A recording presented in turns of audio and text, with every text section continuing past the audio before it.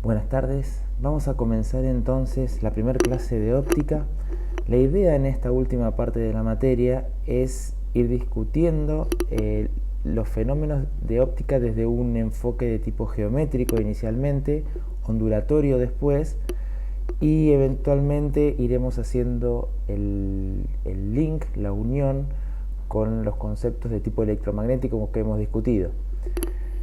Como algunas veces les mencioné, la óptica no nació como consecuencia del electromagnetismo, sino que en algún punto, a través de los experimentos de Hertz y de la predicción de Maxwell, de que la luz era una onda electromagnética en sí, logramos nosotros reunir todos esos conceptos y ver cómo estaban relacionados. Entonces la idea inicialmente es seguir un poco el perfil histórico que tuvo el abordaje.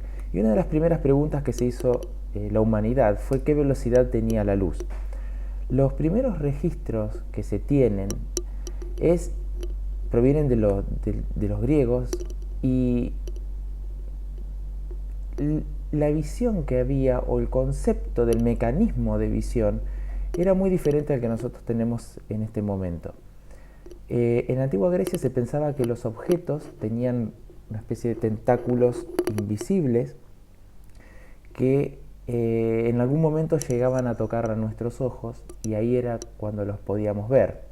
O sea que en realidad el concepto de luz tenía que ver más con la idea de que hubiera un observador para poder verla, que con el hecho de que pudiera existir como entidad propia en sí. Nosotros hoy tenemos una idea completamente opuesta. Pensamos que lo que tenemos es un aparato receptor a través de todo nuestro ojo, todo un sistema óptico que va a ir percibiendo la luz existente, pero no necesitamos estar nosotros para que la luz exista. Respecto a la velocidad, Aristóteles, aproximadamente, para ubicarlos temporalmente, estamos hablando del 320 a.C., sostenía que la velocidad de la luz era infinita, y tenía una discusión con Empédocles, quien sostenía que la luz tenía que tardar un cierto tiempo de llegar a un lugar a otro, así como nosotros necesitamos imprimir un cierto tiempo para poder desplazarnos. La autoridad científica, llamémoslo así, de Aristóteles fue tan grande que su concepto, el hecho de que la luz tenía que viajar a una velocidad infinita, fue dominante en los siglos siguientes.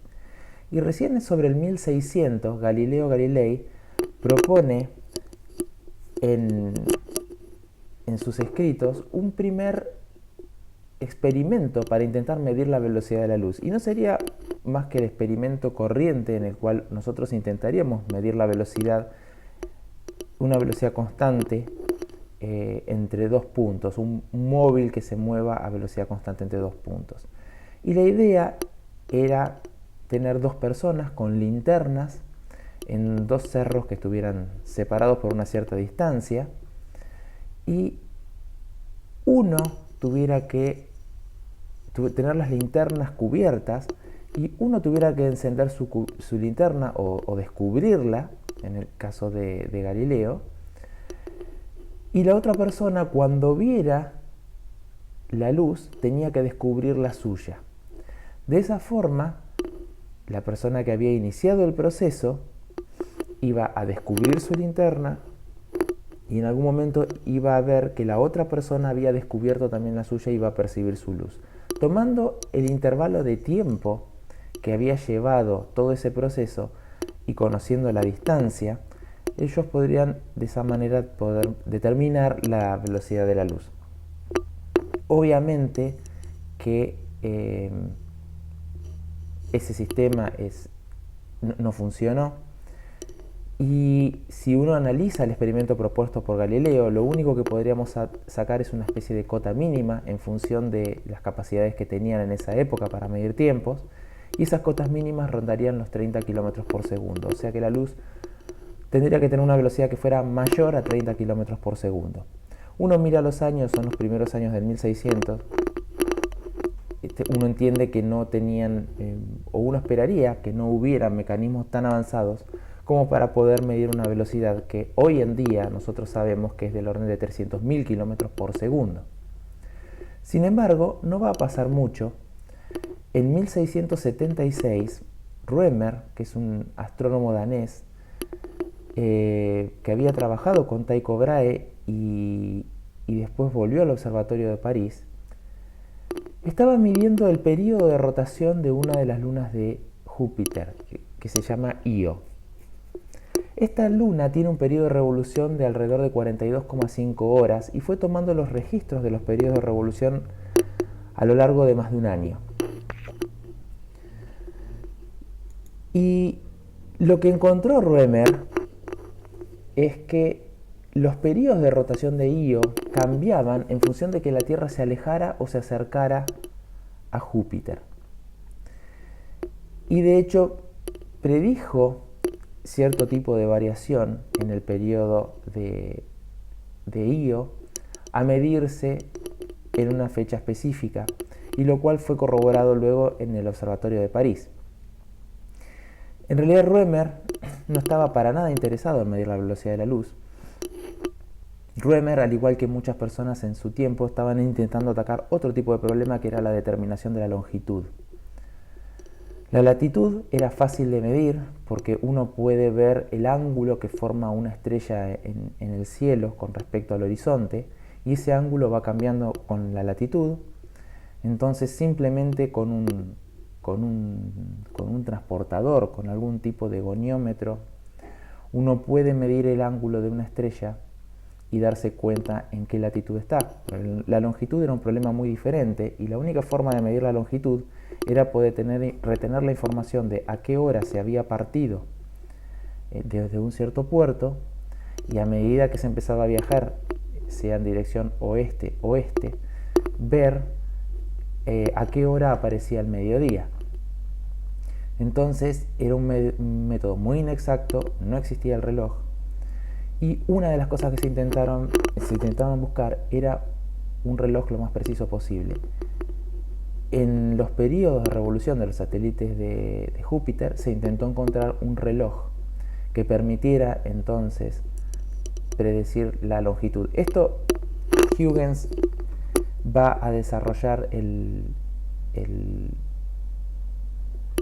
reloj en una escala mucho más pequeña, y entonces este método va a quedar en desuso. Pero la consecuencia que tienen los estudios de Rømer es que él se da cuenta que esos periodos no se observan siempre igual, no es un reloj fijo. Cuando la Tierra se acerca a Júpiter, los periodos cambian con respecto a cuando la Tierra se aleja de Júpiter.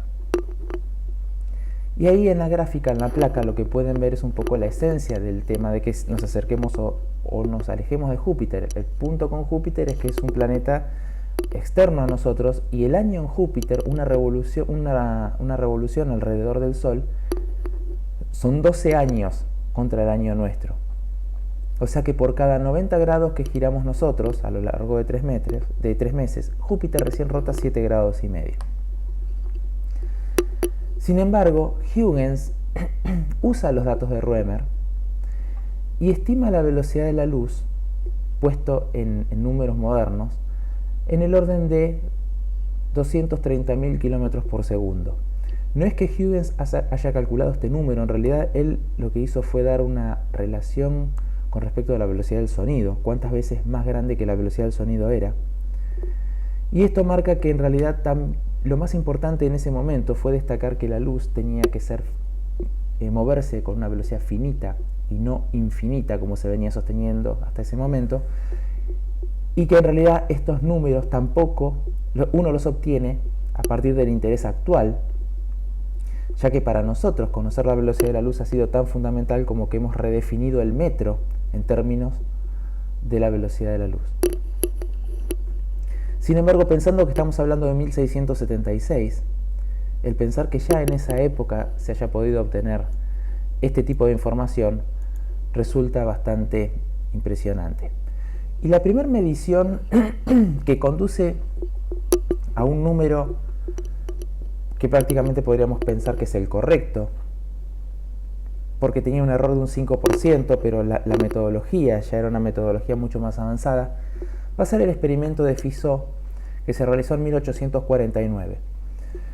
Fizeau lo que hizo fue medir la trayectoria de la luz que él emitía y hacía reflejar la misma idea que Galileo, nada más que utilizando un espejo, entre la casa de sus padres, que estaba en un barrio de París, y un espejo que habían ubicado en otro distrito de París. Esta distancia es una distancia que él midió de 8.633 metros. Y lo que están viendo es un gráfico que ilustra el dispositivo que utilizó. Lo que él hizo fue tener una fuente de luz, un sistema óptico con lentes que le permitía dar un haz, como nosotros denominamos colimado. Eso quiere decir un haz en el cual la luz viaje muy confinada. Sería como tener una linterna que si yo le pongo una pantalla a 5 metros, a 10 metros, a 20 metros, a 50 metros, siempre yo vea que el tamaño del punto de luz o de la sección de luz se mantenga constante. Nosotros sabemos que generalmente no utilizamos linternas colimadas, porque son linternas que a medida que yo me empiezo a alejar, la luz pareciera que el tamaño de la mancha de luz empieza a crecer cuanto más lejos yo ilumine. Es como que se dispersa. Lo que él hizo fue idear todo un sistema óptico para que esa luz viajara toda concentrada en un cilindro durante 8.633 metros. Esa luz entonces va a pegar en el espejo que estaría ubicado a mi izquierda. Ese era el espejo que estaba ubicado en la colina en Montmartre, y la luz regresa, y una parte, como tengo un espejo, el espejo que está inclinado es un vidrio semi-espejado, yo soy capaz de poder recibir, el ojo de Fizeau es capaz de recibir la luz que rebotó y que vuelve.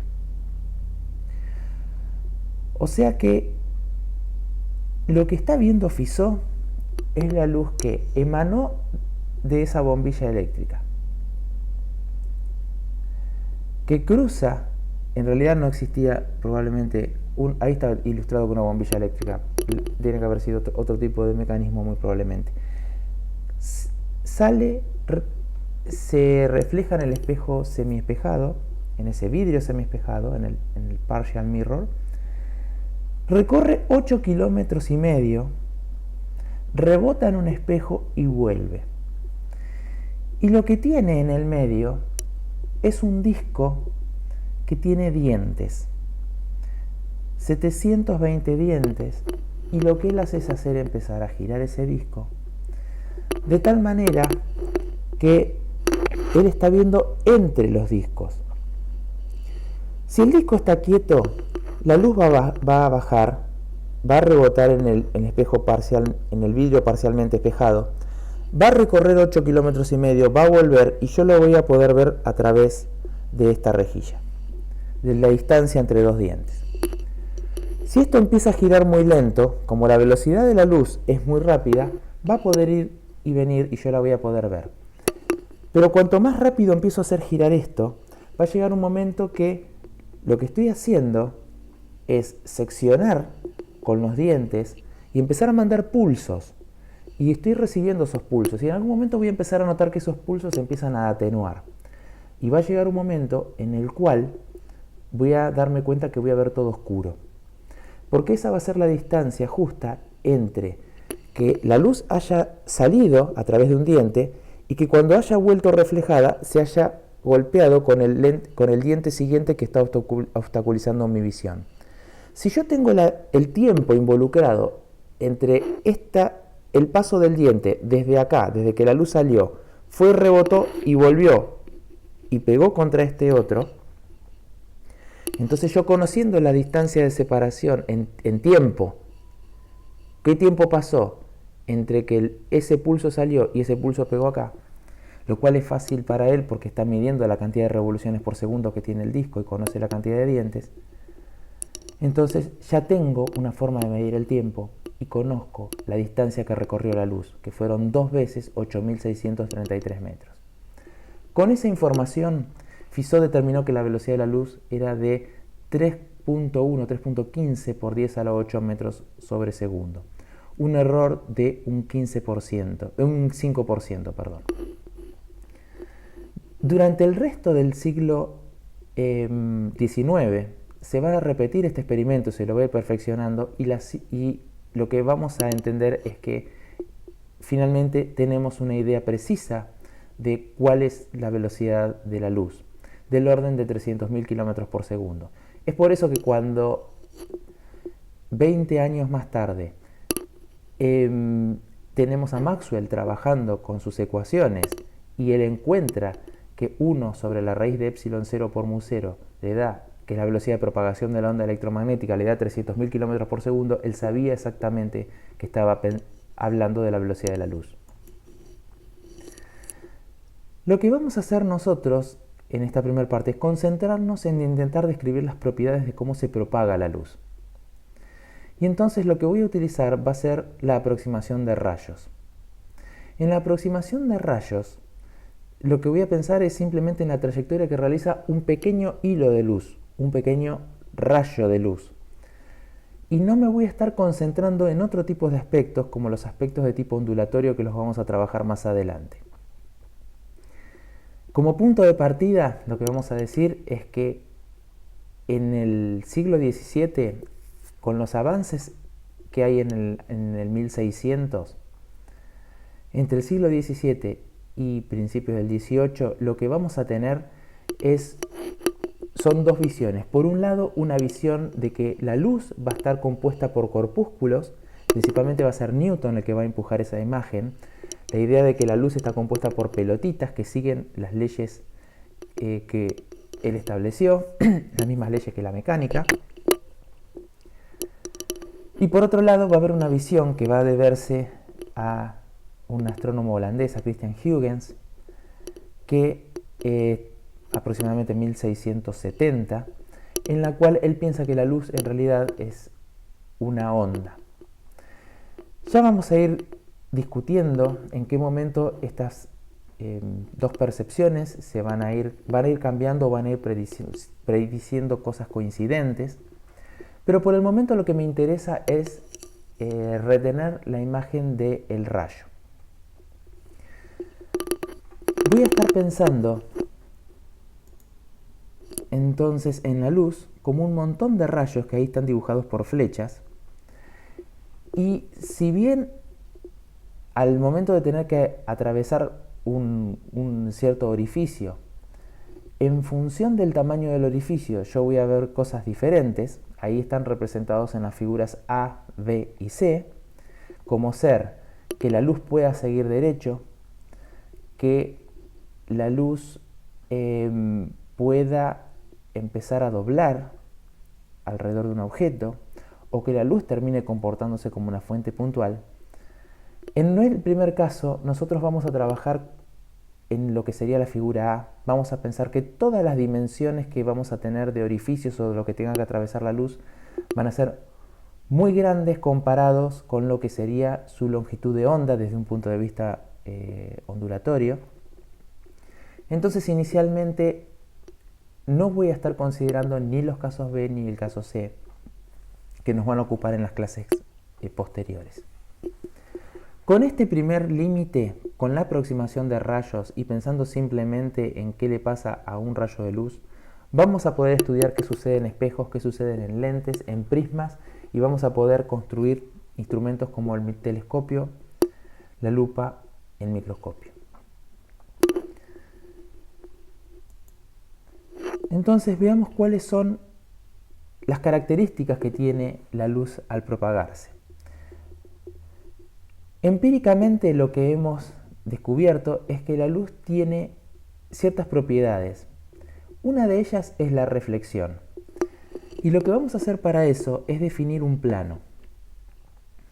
Y ese plano, que va a ser el plano de incidencia, lo que vamos a hacer es tomar una cierta superficie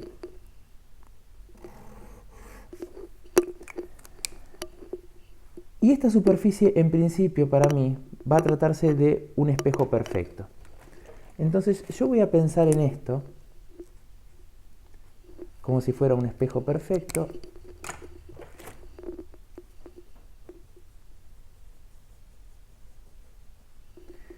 Y voy a definir un eje que va a ser perpendicular a esta superficie en la cual voy a incidir. Y lo voy a llamar, va a ser la normal a este plano sobre el cual voy a incidir. Hay dos planos que voy a querer caracterizar acá. Uno va a ser este plano, el plano generado por la superficie sobre la cual incido y con el cual yo marco esta normal.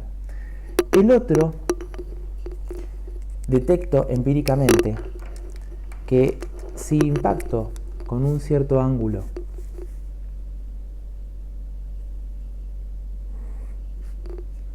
mi rayo de luz impacta con un cierto ángulo en esa superficie, siendo el ángulo que voy a denominar de incidencia medido desde esa normal, entonces el ángulo reflejado, empíricamente lo que encuentro es que va a ser exactamente el mismo ángulo.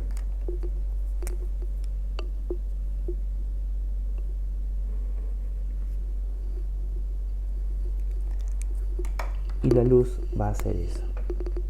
Ahí está indicado en Serway como θ1', también lo podría llamar θ reflejado. Uno puede cambiar la notación en función de la conveniencia. La primera ley que cumple la luz en ese sentido es lo que llamamos la ley de la reflexión, y es que el ángulo de incidencia es igual al ángulo reflectado, siempre medidos con respecto a un eje normal.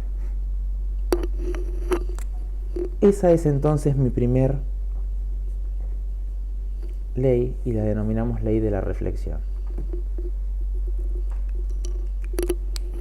Obviamente es un concepto altamente usado por nosotros. Cualquier retroreflector utiliza este tipo de técnica. Y el otro detalle es tener en cuenta que todo esto, la incidencia y la dispersión, el reflejo, van a ocurrir en este plano. O sea, no tengo chance de un rayo que, por ejemplo, incida en esta dirección y salga reflejado en esa dirección, salvo que se encuentre con una superficie que tenga una normal que así lo permita.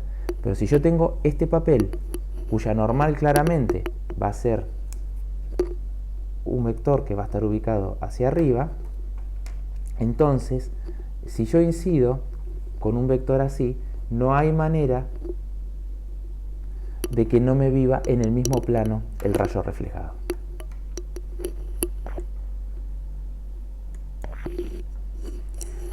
La otra propiedad que va a tener la luz es la que denominamos refracción, y esto implica cruzar de un medio a otro.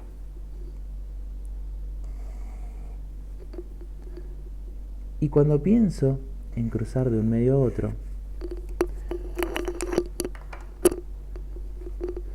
yo lo voy a sombrear para poder distinguirlo bien. Hay experiencias muy tempranas nuestras que nos hacen entender bien de qué estamos hablando. El caso típico es el caso del lápiz que uno sumerge en un vaso y da la impresión de que, de acuerdo a cómo lo mire, el vaso parece doblado o puede parecer quebrado.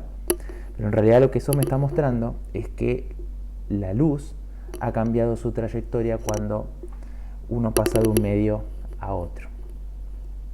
Y este es un problema que, si uno lo intenta atacar empíricamente, vamos al laboratorio, tomamos un un láser, que es la forma de poder tener un rayo lo más parecido posible a lo que estamos intentando nosotros plasmar en nuestros dibujos, lo que veríamos, supongamos que inclusive lo que ponemos pueda ser vidrio, ya no es un espejo perfecto, y entonces yo tengo la chance de poder pasar al otro medio, y entonces esta normal la voy a extender también por debajo.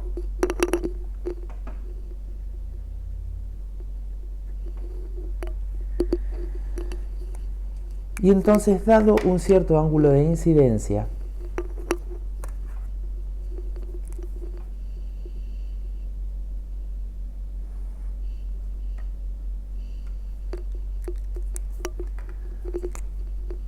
lo que me voy a encontrar es, por un lado, que va a haber una parte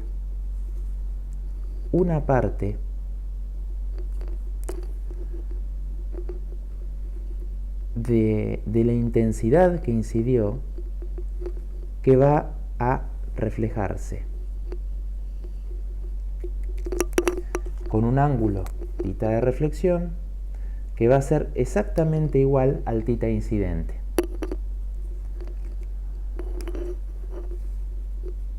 Y aquí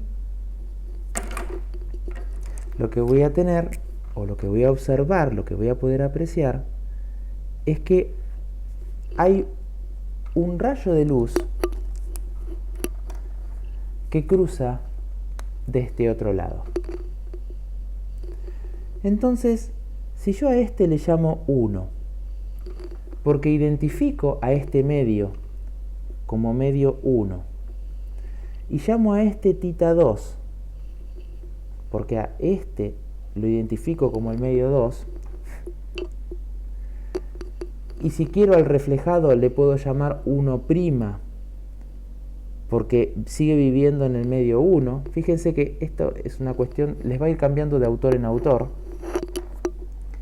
Quizás la más cómoda, me parece, a mi entender, es registrar el medio 1 con un θ1 y el medio 2 con un θ2 para la refracción. Lo que vamos a ver es que la luz pasa de un medio a otro, pero no sigue con la misma trayectoria. Al cruzar de una trayectoria a la otra, de un medio al otro, la trayectoria se quiebra. Y una forma de poder analizar esto, entender qué es lo que sucede, está descrito en la analogía que presenta Serway y que les incluyo acerca del barril que viene rodando por concreto y de golpe pisa césped. Fíjense que hay una punta del barril, que es la primera que toca el césped, va a empezar a viajar un poco más lento, y eso va a hacer que de alguna forma el barril tuerza su trayectoria y entonces empiece a viajar por una dirección distinta. Si nosotros cerráramos los ojos y de golpe vemos el barril proveniendo desde el césped, lo que nos daría la impresión es que no proviene en realidad del lado desde donde nosotros sabemos que vino, sino que nos daría la sensación que vendría desde otra punta. Así como si nosotros acá estuviéramos poniendo nuestro ojo en este punto, nos daría la sensación de que este rayo de luz no proviene desde este lugar, sino que nos daría la sensación visualmente de que el rayo de luz proviene de este lugar. Seguiríamos, extrapolaríamos esta recta hacia atrás y nosotros diríamos que vendría desde esta dirección. Este problema es un problema fantástico en términos de lo que es la evolución de la ciencia, porque las mediciones para el caso del agua, en vez de vidrio como medio, existen ya desde alrededor del 140 después de Cristo, más o menos. Se denomina la tabla de Ptolomeo, y son los puntos que allí están viendo. Ptolomeo lo que hizo fue ver el ángulo, el θ refractado, en función del θ incidente. Lo que tomó fue un bastón lo sumergió en agua y entonces estuvo intentando ver para distintos ángulos de incidencia cuáles parecían ser los ángulos que se formaban con respecto a esta normal, 140 de nuestra era. Fíjense que ahí, en esos puntos negros, están las mediciones de Ptolomeo. Van a pasar 15 siglos de distancia hasta que Snell nos dé una forma funcional que nos permita predecir, a medida que uno cambie este ángulo de incidencia θ1, cuánto va a valer el ángulo refractado θ2. Es obvio que si yo incido perpendicular, si yo incido con un rayo que venga justo viajando por la normal, el rayo refractado va a seguir por la normal. Pero a medida que yo me empiece a despegar de la normal, el rayo refractado va a empezar a quebrarse. Y eso, ahora vamos a ver en breve, va a estar dado por lo que denominamos ley de Snell. Sin embargo, hay una pregunta más que interesante en este punto, y es ¿por qué la luz se quiebra? Cuando el concepto que se hereda sobre el 1600, y un poco pensando en términos de la reflexión, el justificativo que había para decir por qué la luz, para ir de este punto a este punto, se refleja ahí, y uno no percibe, por ejemplo, que para poder llegar a este punto, la luz tenga que venir e impactar, por ejemplo, aquí, y después suba. ¿Por qué la reflexión se da con ángulos iguales y es este el camino en donde el punto donde yo le tengo que pegar un espejo para poder iluminar ese? El concepto que se había heredado es que lo que se recorría era el tiempo mínimo. Y fíjense de qué manera uno lo puede ver eso. Uno puede pensar en el problema de la reflexión como un problema en el cual, si yo tengo mi espejo,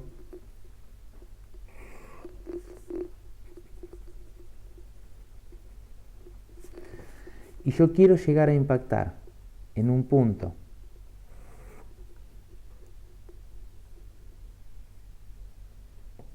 que esté aquí,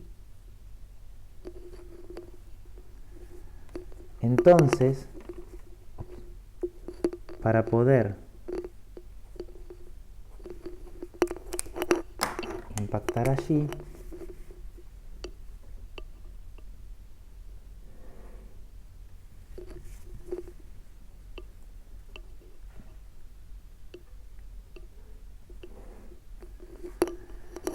entonces la ley de reflexión lo que me dice es que si ese es mi ángulo de incidencia, lo llamo θ1, el θ1', el ángulo reflejado, va a tener que estar allí. Uno de los criterios que uno utilizaba es que tenía que recorrer la mínima distancia posible entre los dos. Si yo hago otra trayectoria que no sea esa, que intente vincular a este punto y a este punto, supongamos que yo quiera caprichosamente interponer esta trayectoria que voy a dibujar ahora como una trayectoria posible. Y digo, yo voy a proponer que la luz viaje por acá. Lo primero que va a pasar es que la luz nunca va a viajar por ahí, pero lo que puedo ver es que sumando ese recorrido, la distancia que voy a tener en la curva verde va a ser mayor que la distancia esta. Y si ahora vengo y quiero plantear otra curva, una curva que venga desde aquí, pegue acá y vaya hacia ese mismo punto, también esa curva va a tener mayor distancia que la que recorre la curva roja. Entonces, el criterio que se hereda sobre el 1600 es que la luz intenta llegar a 2 puntos a través de la distancia más corta posible. Y eso funciona bien siempre y cuando yo esté trabajando en el mismo medio. Pero cuando voy al agua, la cosa cambia. Porque fíjense el dibujo que tenemos en esta placa. En esta placa tenemos un chico que le está iluminando el doblón español que está en el fondo del mar a otro que está buceando para tomarla. Claramente el camino o la distancia más corta que podría llevar la luz o tener la luz para ir desde A hasta B es pasando por el punto C. Sin embargo, no es lo que vemos. El chico que está en el punto A, para poder iluminarle el doblón que está en B, tiene que impactar en donde nosotros marcamos el cero o el origen, y eso implica que la luz va a tener que hacer una trayectoria de tipo quebrada. Bueno, hacia 1650, Fermat propuso este principio. De todos los caminos posibles que pueda tomar para ir de un punto a otro, la luz va a tomar el que le requiera el tiempo más corto. Y eso hace que en realidad la figura que nosotros estuvimos viendo recién para la reflexión, en este contexto y donde yo tengo un solo medio, coincide que el camino más corto sea el de menor distancia. El que me lleve, menor distancia va a ser también el que me implique menor tiempo de recorrido. Pero la situación cambia cuando yo cambio de medio. ¿Y por qué? Bueno, y lo que se postuló en ese momento fue que en realidad la luz tenía que estar viajando a velocidades diferentes cuando está en un medio y está en el otro. Fíjense que estamos hablando de 1650. Todavía no tenemos ni siquiera las mediciones de Rømer de los periodos de Io. O sea que hasta ese momento se sigue chocando la idea de una velocidad infinita para la luz con una idea de una velocidad finita. Y ya tenemos personas que están mencionando de alguna forma que la luz tiene que estar cambiando, o en sus razonamientos está implícito que la luz tenga que estar cambiando de velocidad al cambiar de medio.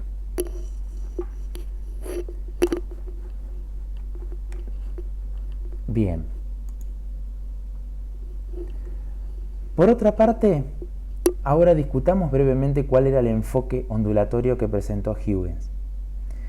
Huygens, en vez de estar pensando en un rayo de luz y en partículas, él está pensando en un frente de onda. O sea que para él, la luz viene a componerse por un montón de frentes de onda que van viajando, que se van propagando con una cierta velocidad. Y lo que hace para poder construir cómo va moviéndose esta onda es pensar que cada punto del frente de onda se comporta como si fuera una fuente de onda puntual. Una fuente de onda puntual es ir a un estanque y tirar una piedra y ver el círculo que se va propagando a partir de allí, la señal que nosotros generamos. Bueno, él lo que piensa es que cada punto de un frente de onda se va a comportar como un frente de onda puntual, como una fuente puntual de ondas. Y entonces genera círculos a partir de cada uno de ellos con un radio que sea igual a la velocidad por el tiempo que ustedes quieran, por un cierto delta t. Entonces fíjense en la placa como si nosotros tomamos un radio para esos círculos que sea la velocidad de la luz por delta t, sería cuánto, partiendo de una fuente de onda puntual que se propague a la velocidad de la luz, se hubiera dispersado la luz de manera circular en un tiempo delta t. Y si ahora nos fijamos todos esos frentes de onda, cómo se empiezan a superponer, nos daríamos cuenta que de la superposición de ese frente de onda construimos el nuevo frente de onda. Y lo mismo nos pasa en el caso en que la onda no sea una onda de tipo plana, como se viene representando en la figura de la izquierda, sino una onda de tipo esférica en sí, en el cual cada punto de ese frente esférico se comporta como un nuevo frente de onda. Y eso me da entonces la idea de algo propagándose.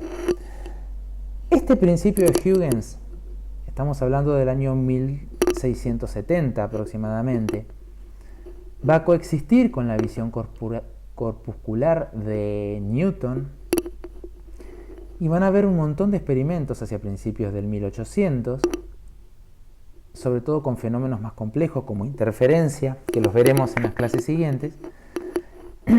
Y entonces el escenario que ya teníamos al momento que llega Maxwell es que estaban bastante convencidos la comunidad científica de que la luz tenía un comportamiento de tipo ondulatorio. No lo necesitamos en principio para poder entender la reflexión y la refracción. Pero sí, y es más, fíjense qué interesante que el principio de Huygens, si uno lo analiza geométricamente, también me permite llegar a la misma ley de descripción que obtuvo Snell. Yo voy a pasar primero a describir la ley de Snell y eventualmente después se puede volver a comparar con esto, pero les voy a dar la esencia de dónde está el punto y lo que hay que tener en cuenta allí es en esa geometría que estamos viendo, que es un frente de onda que viene, es el frente que está extendido entre A y B. Al cambiar de superficie pasa ahora a refractarse y ser el frente DC. Si uno mira los triángulos que tiene involucrados y las geometrías que tiene involucradas, se va a dar cuenta que el seno de θ1 lo podemos escribir como el segmento BC dividido el segmento AC. Y por otra parte, el seno de θ2 lo puedo escribir como AD sobre AC. Ahora, BC, en definitiva, no es ni más ni menos que la velocidad que tenga la luz en el medio 1 multiplicado por un cierto delta de tiempo, que es lo que le lleve pasar del punto B al punto C. Y AD no es ni más ni menos que la velocidad del medio 2 por el mismo delta T.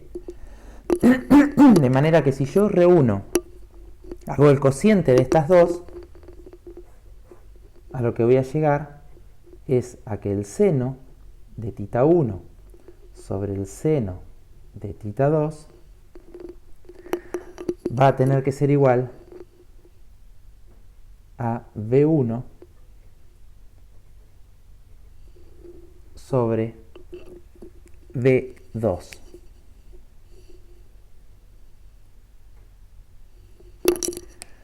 O sea, de alguna forma, lo que se está estableciendo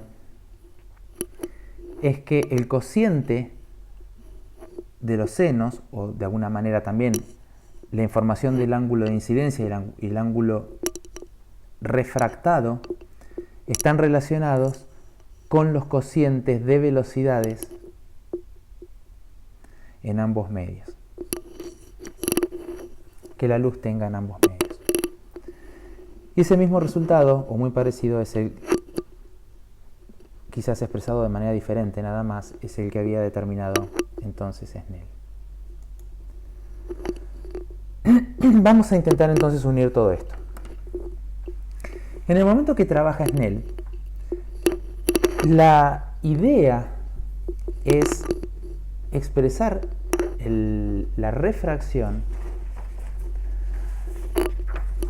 a través de una relación que permita entonces reunir al θ1 y al θ2. Y Snell lo que hace es introducir, él se da cuenta que lo puede describir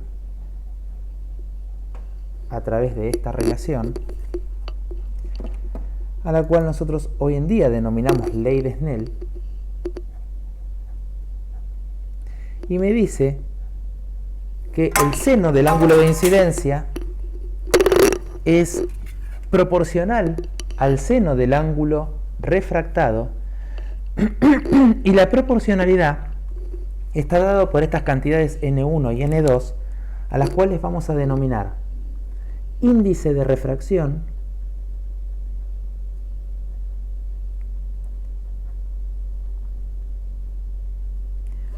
para el medio 1 y a esta índice de refracción pero para el medio 2. Haciendo eso, uno puede caracterizar cuánto vale el índice de refracción 1, cuánto vale el índice de refracción 2, lo puede determinar empíricamente, sin saber qué significa en realidad N1 y N2. Cuando uno empieza ahora a analizar el resultado que obtiene a partir de Huygens, y en particular pensando que la velocidad, en términos del principio de Fermat, que la velocidad en un medio puede ser distinta a la velocidad en la que propague la luz en el otro, lo que encuentro es una relación entre el cociente de seno de θ 1 y seno de θ 2 que va a ser igual a la velocidad en un medio y la velocidad en el otro. Entonces, si yo esto lo pongo en comparación con Snell, y digo, Snell lo que me predice es que el seno de θ 1 sobre el seno de θ 2 va a ser n2 sobre n1, lo que obtengo de estos dos lados es la idea de que en realidad el índice de refracción n2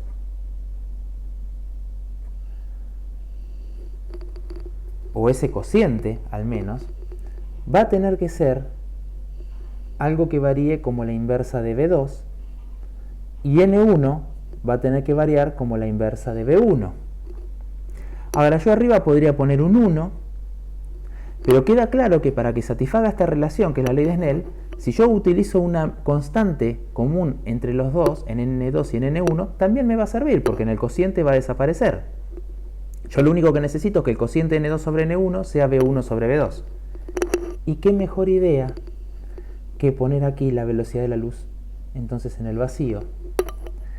Y de esa forma, el índice de refracción pasa a convertirse en el factor de atenuación que tiene la luz al viajar en el medio 2 o al viajar en el medio 1.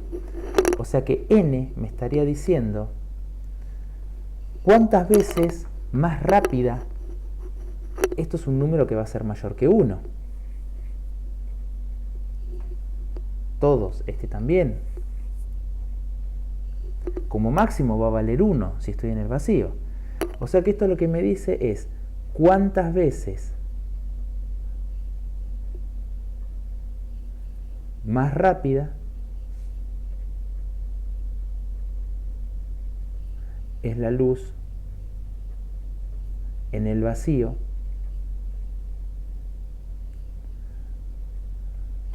que en el medio considerado.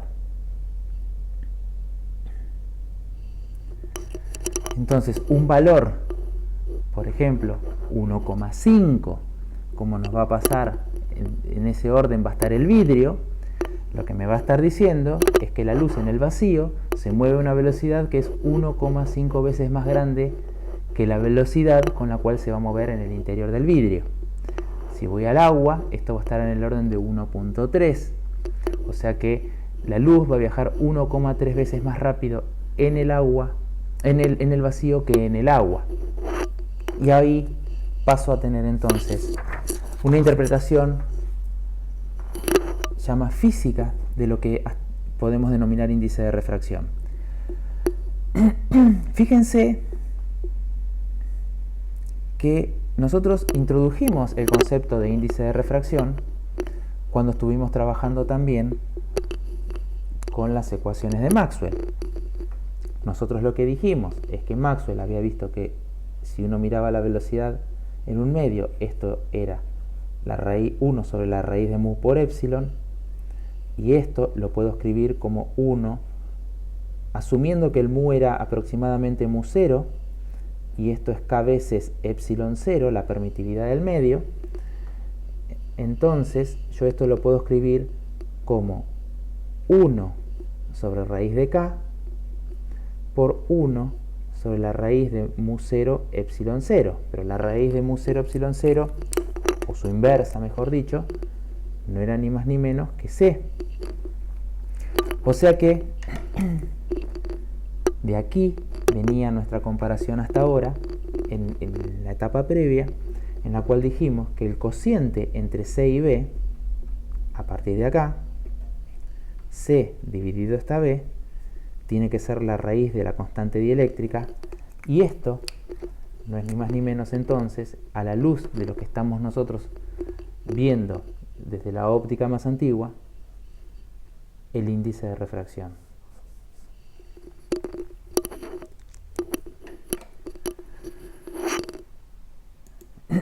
Bien, otro detalle a tener en cuenta es qué pasa cuando yo cambio de medio. Y cuando estoy cambiando de medio, lo que va a pasar ya en una visión más ondulatoria, en la cual introduzco el concepto de longitud de onda, siguiendo a Huygens, e introduzco el concepto de frecuencia, y pienso en la relación entre la longitud de onda y la frecuencia y la velocidad de propagación, es que de medio a medio lo que cambia es la longitud de onda, pero no la frecuencia. Si ustedes recuerdan, cuando nosotros partimos para poder obtener una expresión que vinculara acá la velocidad y la frecuencia omega en la onda, este k era 2pi sobre lambda, aquí tenía la velocidad y esto era 2pi sobre el período. O sea que a partir de aquí, simplificando nada más los 2pi, yo podía ver que la velocidad iba a ser lambda sobre t. Pero como 1 sobre período es también frecuencia, la frecuencia f o la frecuencia nu, eso depende mucho de la notación que uno utilice, yo la voy a expresar como una frecuencia f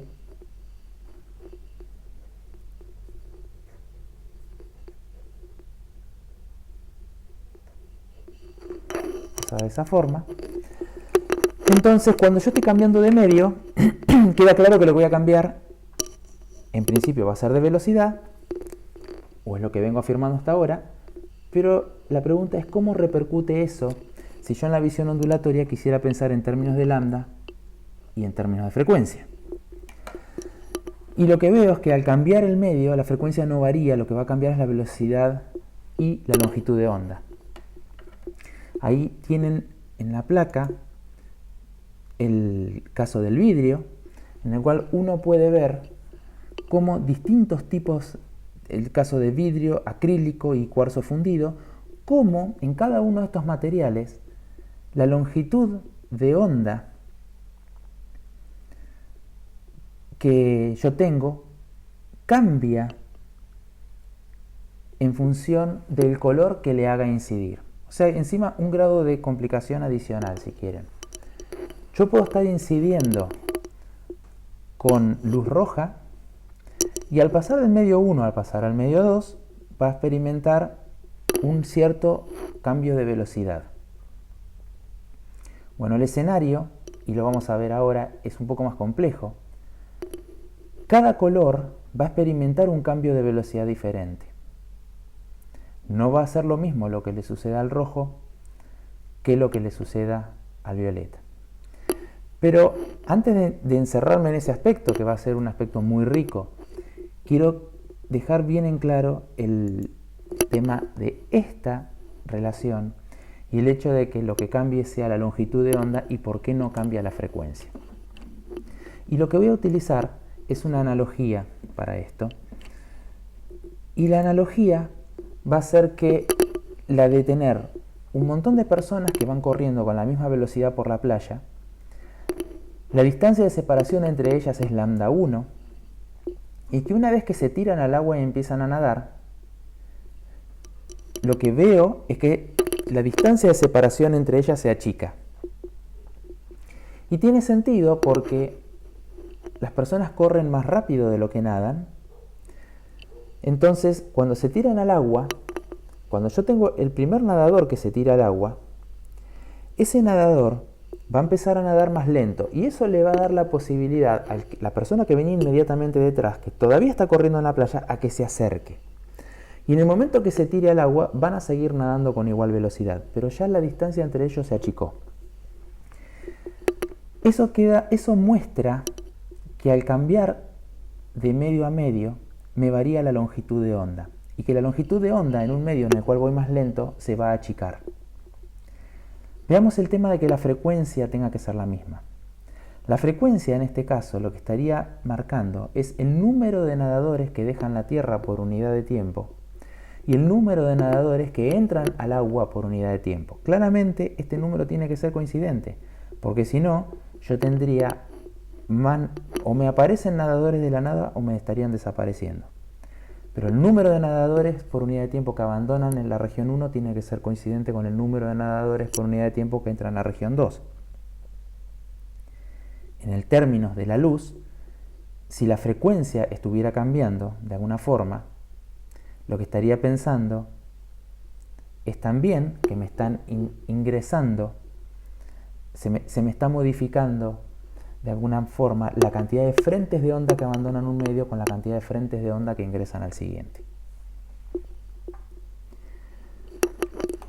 Y bien, entonces uno puede tabular los índices de refracción. Esto se podría haber hecho empíricamente, simplemente intentando encontrar los factores relativos y establecer algún criterio acerca de que a este lo voy a llamar 1, entonces a partir de ahí escalo todos los demás. Pero fíjense la ventaja. Uno diría, bueno, pero ¿y qué sentido tiene hoy en día en seguir con la filosofía del índice de refracción, siendo que nosotros conocemos después de todo el tratamiento de Maxwell que la luz es una onda y que va a viajar eventualmente más lento? Pero estamos hablando de 300.000 kilómetros por segundo, de cosas que viajan en los cientos de miles de kilómetros por segundo. El índice de refracción hace un rol parecido al que tuvo la constante dieléctrica cuando dejamos de pensar en permitividades o susceptibilidades eléctricas y pensamos en un número que me dé una idea muy fácil y accesible de qué es lo que pasa. Si yo estoy diciendo que tengo vidrio crown y el índice de refracción es 1.52, lo que eso me está diciendo es que 1.52 para una luz de un color determinado, me están hablando de una longitud de onda específica. Eso quiere decir que la luz es 1,52 veces más rápida en el vacío que en ese medio.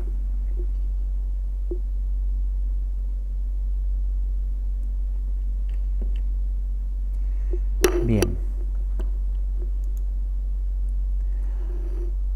Un par de detalles más en cuanto al tipo de problema que nos interesa abordar o atacar.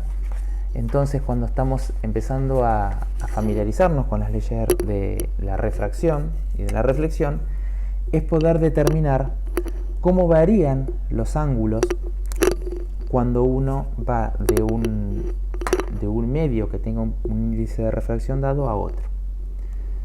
En particular, fíjense que si uno va teniendo un rayo ahora que va, quiero plantear dos situaciones. La primera situación que quiero plantear es la situación de tener una lámina de vidrio. Voy a considerar una lámina de vidrio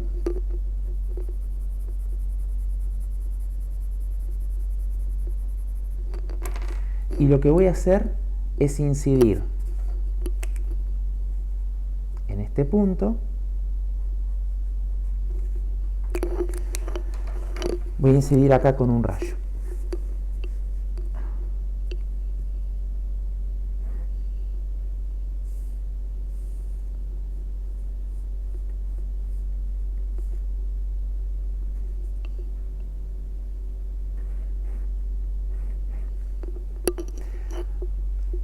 Si hubiera sido todo aire, el rayo hubiera seguido esa trayectoria, pero incido sobre vidrio. ¿Qué le va a pasar? Es un medio en el cual la luz viaja más lento. Entonces va a quebrar y hacia adentro. Esto es lo que yo veo a nivel de laboratorio, si ese rayo es un rayo láser, por ejemplo. Ahora, cuando llega a esa otra interfaz, yo voy a tener otra normal, que va a ser esta.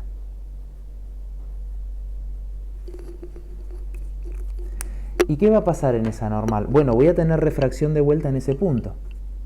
Va a querer cruzar de un medio de menor velocidad a uno de mayor velocidad. Bueno, pero entonces el ángulo, así como cuando yo incidí con un ángulo θ1, esto se convirtió en un θ2, que era más pequeño que θ1, y esto tuvo que ver con el hecho de que la velocidad en este medio sea menor a V1. Cuando pase de vuelta al medio 1, fíjense que por opuestos alternos internos, este ángulo de aquí también es θ2. Cuando yo pase aquí, claramente me voy a mover a un lugar donde va a haber al mismo medio que tenía antes y va a haber mayor velocidad. Entonces el θ1 va a ser más grande. Entonces esto va a volver a salir con el mismo ángulo, porque la relación de velocidades es la misma. O sea,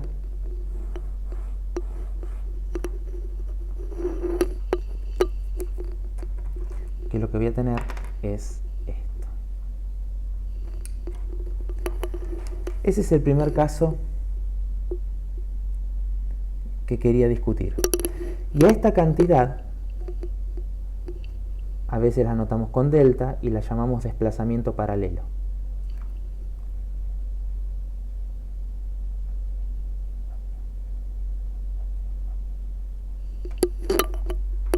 Es algo muy común, por ahí a veces uno lo puede percibir, son efectos ópticos que de acuerdo a cómo incida el sol sobre una ventana, sumado a ciertas reflexiones internas que se podrían dar, que yo no las estoy contemplando aquí, pero claramente hay una primera reflexión que viene acá, hay una segunda reflexión que viene acá. Lo que va haciendo cada una de esas eventuales reflexiones es ir debilitando, es restarle intensidad al rayo que refractó. Pero podría haber una reflexión acá y otra refracción en este punto. Y hay veces que son juegos que se nos suelen presentar en la vida cotidiana de acuerdo a cómo incide el sol a veces sobre una ventana. El caso que está en la placa es un caso que denominamos de ángulo de reflexión total. Y lo que explota es el hecho de qué pasa cuando uno pasa de un medio que tiene velocidad más chica a un medio en el cual la luz tiene velocidad más grande. Y en ese caso, yo voy a ir haciendo esa secuencia, o describiendo la secuencia que me están mostrando. Lo que allí me dicen es, imaginemos que tenemos un rayo de luz, estamos en este medio,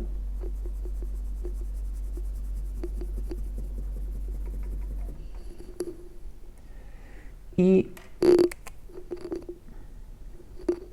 en este caso, bueno, Serway me invierte cuál es el 1 con el 2 respecto a la notación que venía trayendo, no hay problema. Voy a asumir que primero parto con un rayo vertical. O sea que voy a hacer un rayo que vaya de abajo hacia arriba. Así. Este va a ser mi rayo 1. ¿Cuál es el ángulo de incidencia? El ángulo de incidencia es 0 y el ángulo de refracción sigue siendo 0. El rayo sigue derecho como venía. La pregunta es, ¿qué pasa si yo me voy a un ángulo genérico?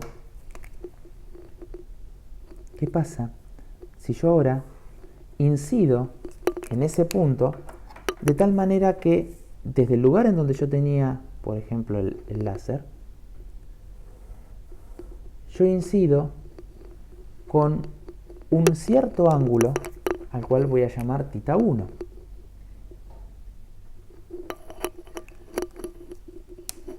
Bueno, como yo paso de un medio donde la luz viaja más lenta a un medio donde la luz viaja más rápido, el ángulo de refracción tiene que crecer con respecto a la normal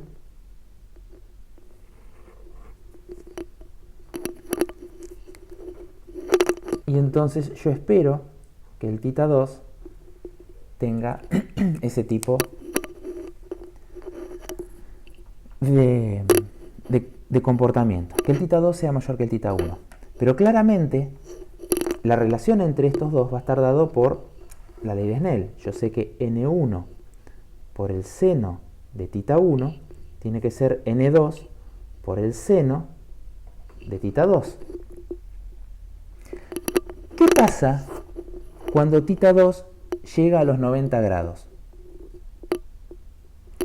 ¿Qué sucede si θ 2 es pi sobre 2? Me doy cuenta que el n1 por el seno de ese θ 1 crítico, que lo voy a llamar ahora, el seno de θ 2 vale el 1, esto va a ser n2. Ese va a ser el caso en el cual vamos a denominarlo de reflexión total. Y es la curva que en la figura de Serway figura indicada, o el rayo que figura como 4. Claramente el seno de θ 2 el θ 2 va a poder seguir creciendo, pero el seno de θ 2 no va a poder seguir creciendo más. ¿Qué es lo que veo experimentalmente? Que esta ley va a estar bien hasta que el θ 2 sean de 90 grados. A partir de ahí lo que se da es el fenómeno de reflexión total. Ángulos de incidencia, si el θ ahora 1 es más grande todavía, si yo estoy en una situación en la cual le planteara un θ 1 que fuera más grande que el θ 1 crítico,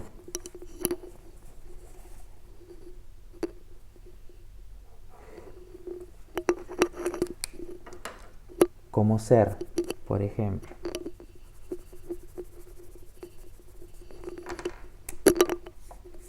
un θ 1 que viniera así,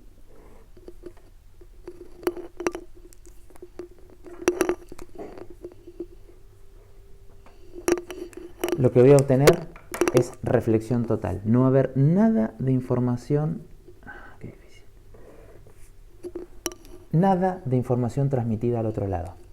Esto es muy sencillo de hacer con un puntero láser y con una botella de agua. Este fenómeno, entonces, cuando yo tengo θ 1 mayor que θ crítico, siendo el θ 1 crítico el arco seno de n2 sobre n1,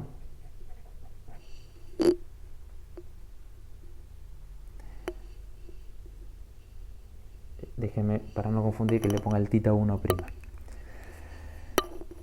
Entonces este fenómeno se llama reflexión total.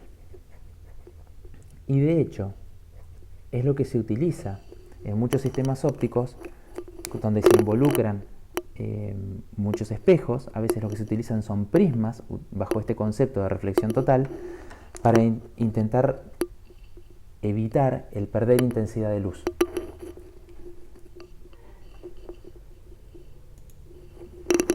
Bien.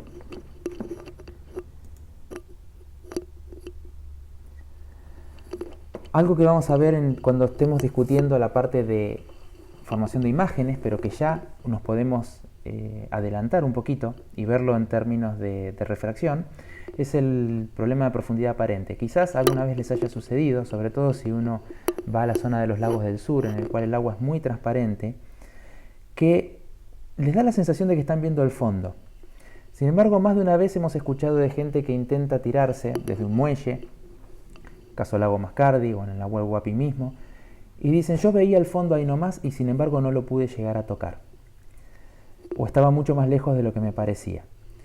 Fíjense lo que sucede con un punto, en este caso el punto azul que está ubicado en el pez a una profundidad D. Si uno lo que piensa es en rayos de luz que emanaran desde ese punto y que son los que en definitiva terminamos viendo nosotros o percibiendo con nuestros ojos. Cada uno de esos dos rayos que se están planteando en color naranja, al llegar a la interfaz entre el aire y el agua, van a tener que sufrir refracción y van a cambiar su trayectoria, van a quebrar su trayectoria. Como el índice de refracción del agua es mayor al índice de refracción del aire, entonces la trayectoria, tal como vimos recién, se tiene que quebrar hacia afuera. ¿Qué hace eso en conjunto para el ojo del observador? El observador lo que mira o le da la sensación de que esa luz proviene de un punto que ubica naturalmente nuestro cerebro a través de la prolongación de los rayos que estamos percibiendo. Y eso serían las líneas que están segmentadas en negro en la figura. O sea que para nosotros estamos viendo ese pez o ese punto azul y para nosotros parece estar a una profundidad Q, cuando en realidad está a una profundidad D. El hecho de que lo veamos a esa altura entonces tiene que ver con cuántas veces más lenta viaja la luz en el agua que en el vacío o en el aire. Si la velocidad fuera otra, la profundidad aparente de ese punto también sería otro. Y entonces ahora nos vamos a concentrar en los aspectos más visualmente más llamativos que tiene el fenómeno de refracción. Uno de ellos es la refracción atmosférica. En realidad, al tener que atravesar la atmósfera, los frentes de onda de la luz van a sufrir cambios también en su trayectoria, y ya no va a ser el cambio de un frente que tenga que ver con un borde muy bien definido, sino que lo que vamos a tener que ver es vamos a tener un gradiente en el medio,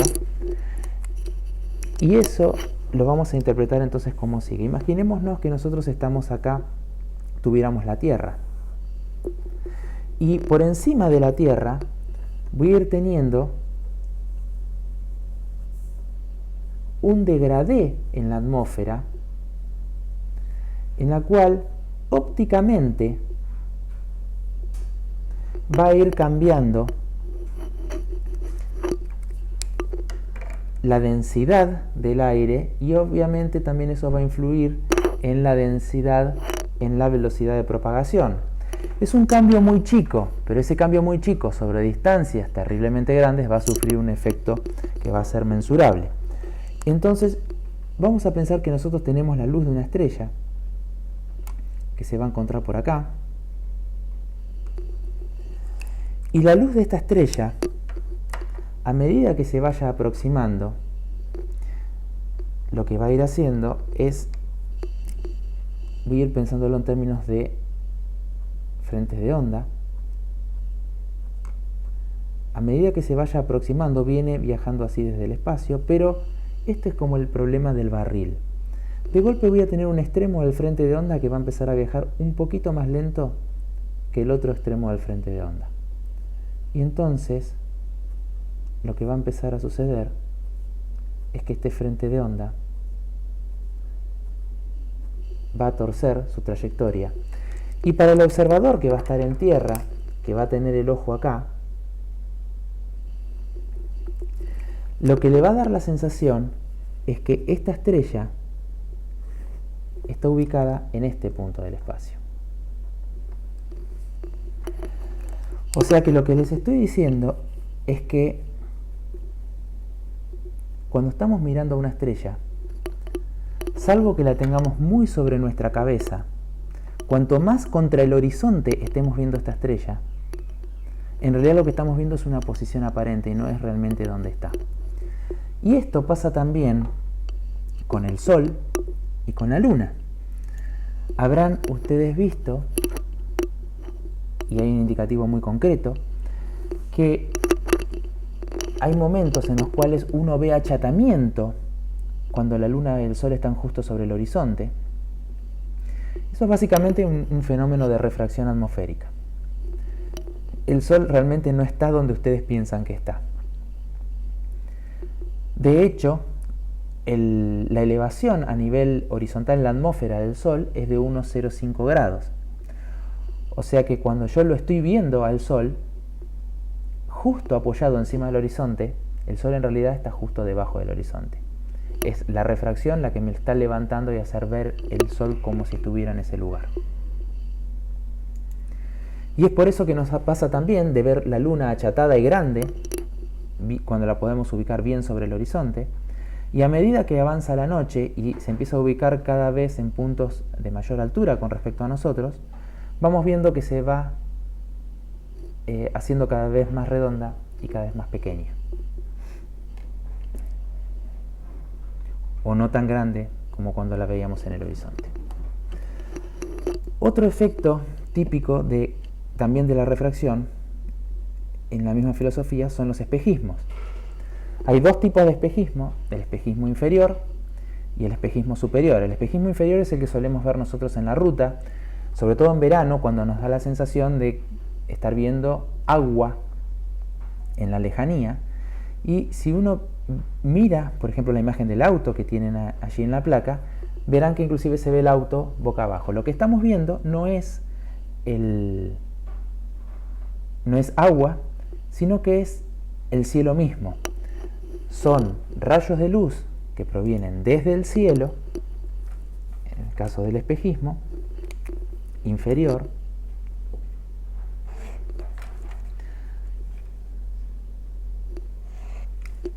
van a ser rayos de luz que provienen desde el cielo, pero en pleno verano el aire que está en contacto con el pavimento está a mucha temperatura y se vuelve menos denso. Y menos denso en diversos sentidos. Menos denso en términos de que baja su densidad como materia, pero también ópticamente cambia el índice de refracción. Y hace que este punto ahora empiece a viajar a mayor velocidad que este. Y entonces lo que veo es que el frente de onda se distorsiona y hace esto. Para un observador que viene en un auto, claramente esta imagen, que era de un rayo azul que provenía desde esta dirección, pasa en realidad a ingresar a su vista como si proviniera desde este punto. Es la prolongación de eso, porque el ojo, nuestro cerebro, no es capaz de filtrar toda la información de lo que pasó en el medio. Nosotros estamos recibiendo la última trayectoria y a nosotros lo que hacemos es prolongar hacia atrás y nos da la sensación de que estamos viendo eso. Eso es lo que sucede en el espejismo inferior, el cual nosotros acá estamos muy familiarizados.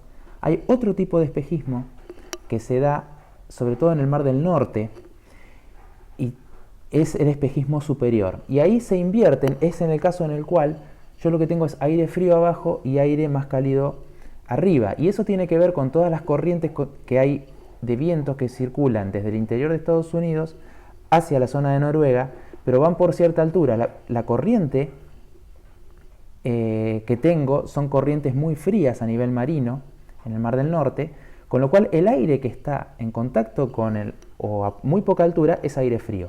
Sin embargo, las capas superiores tienen mayor temperatura. Y eso hace que la luz pueda curvarse, pero en el sentido contrario a como se ha curvado en el espejismo inferior.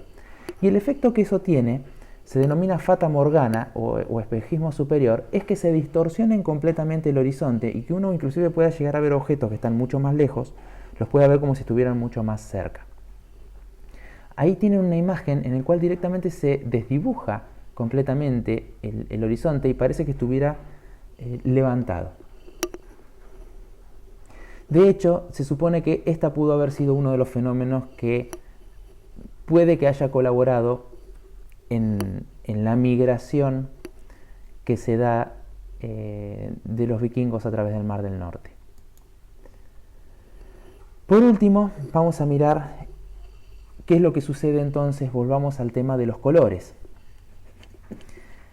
Y lo que vamos a estar discutiendo entonces es el experimento que realizó Newton por primera vez con un prisma, dejando ingresar un pequeño rayo de luz solar a través de una habitación que estuviera oscura y lo hizo incidir a través de un prisma. Como dijimos hace un rato, cada color o luces de diferente color van a estar viendo en el medio una velocidad diferente.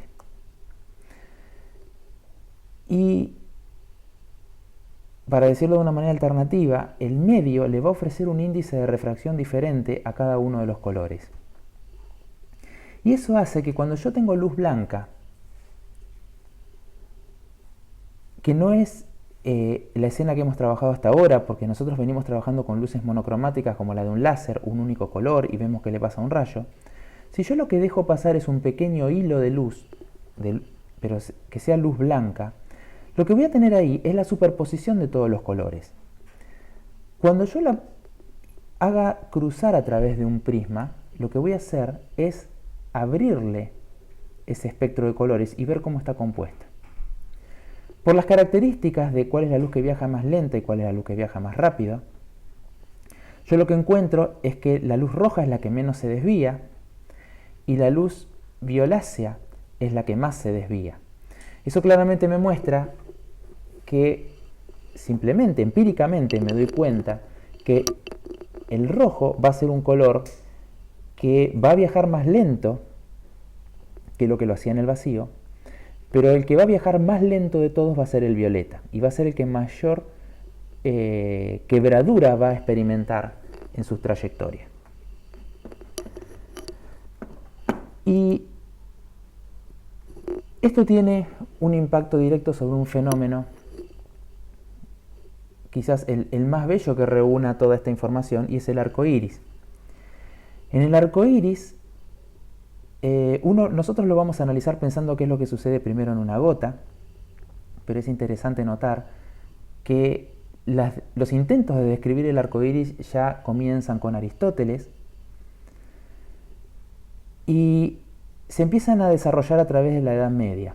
Y recién Descartes, en 1637, logra reproducir la esencia de un arco iris utilizando un globo de vidrio lleno de agua.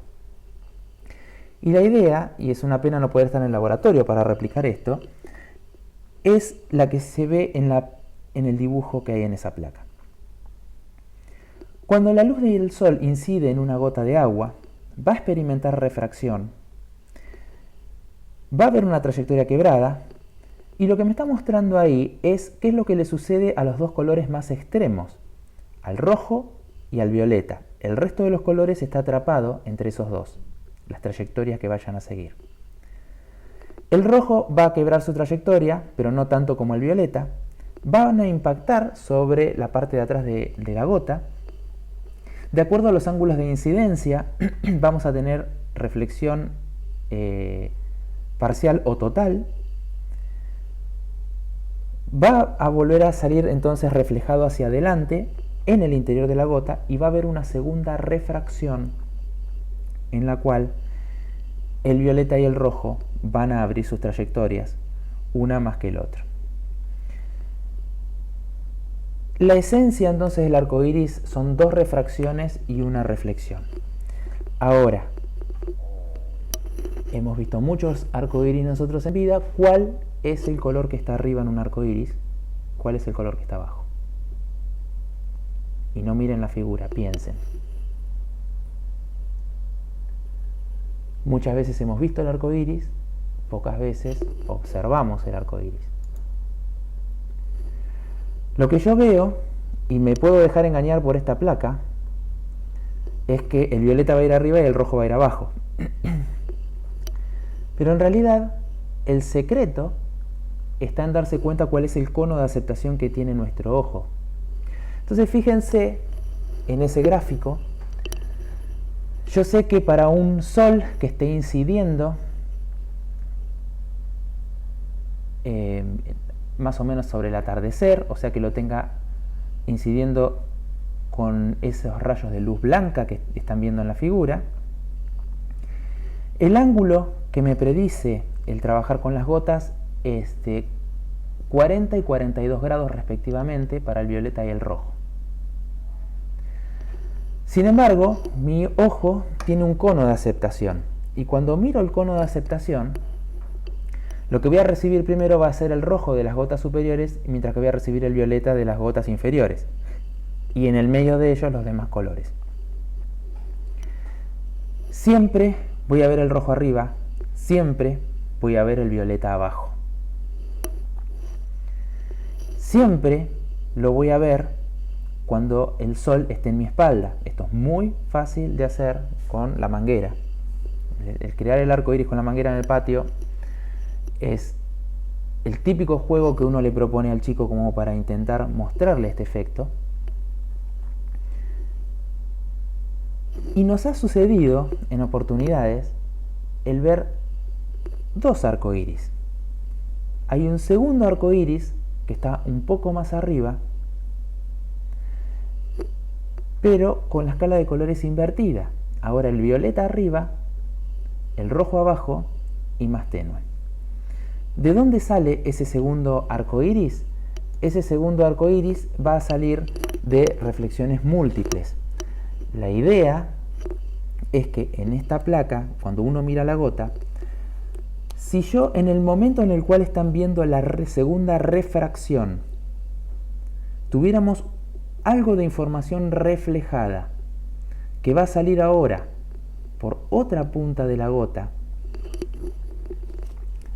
o sea, lo que estoy planteando es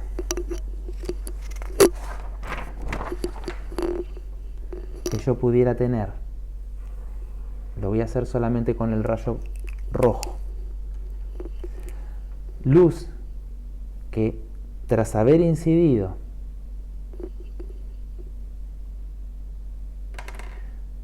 hizo esto y tuvo una reflexión interna, y acá tuvo una refracción. Si encima pudiera haber tenido una segunda refracción allí, en ese punto, si hubiera sobrevivido un poco de intensidad reflejada en este punto y hubiera venido aquí, entonces lo que hubiera tenido es otra refracción más. No ayuda a la geometría porque los ángulos hay que dibujarlos de manera muy precisa. Pero eso es lo que me permitiría entonces ver un segundo arco iris, pero ya no podría ver 3, ni 4, ni 5, porque ese arco iris, esos arco iris, el 3, el 4 y el 5, ya empezarían a estar en una posición en la cual yo tendría que estar mirando de frente al sol. El 3 y el 4. El quinto podría llegar a estar de vuelta en la misma posición, pero ya se perdió tanto la intensidad que no se ve. En laboratorio, con parafina, por ejemplo, se pueden construir hasta arcoíris de orden 10 y poder verlos. El último fenómeno al cual me quiero referir de refracción a nivel atmosférico son los halos. No sé si lo habrán notado, hubo un halo a fines del año pasado, si mal no recuerdo. Estos pueden ser de día o pueden ser de noche, alrededor del Sol o alrededor de la Luna. No son arcoíris, Para tener arcoíris necesito dos refracciones y una reflexión interna. El halo, lo que veo es un espectro de colores, es un círculo en donde veo el equivalente a un arcoíris en términos de su distribución de colores, pero en realidad tiene que ver con la dispersión. Es como si fueran los pequeños prismas de hielo que hay en la alta atmósfera. Lo que hace es dispersar la luz como si fueran los prismas de Newton, y lo que me da es un círculo que tiene un radio del orden de 22 grados. Así que no es un arco iris, porque para tener el arco iris tengo que tener el sol en mi espalda para poder verlo.